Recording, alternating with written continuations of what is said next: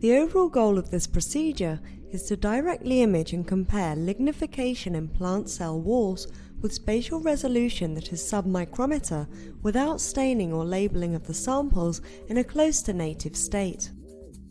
This is accomplished by first cutting thin sections from the native tissue by microtome. The next step is to acquire a spectral map of the region of interest of the sample in the confocal Raman microscope.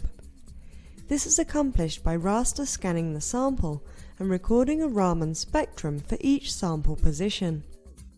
The final step is to analyze the spectral dataset and to compute chemical images where the spatial distribution of lignin is visualized by integrating the intensity of specific Raman bands which are attributable to molecular vibrations of lignin. Ultimately, results can be obtained that show the spatial distribution of lignin without staining or labeling of the samples through confocal Raman microscopy.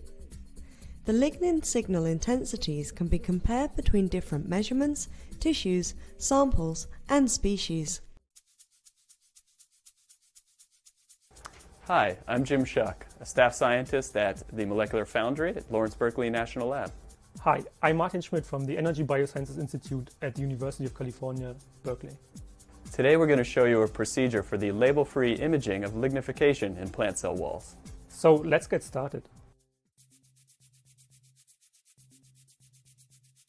To begin this procedure, place the plant sample, such as poplar stemwood or Arabidopsis thaliana stem, in the microtome.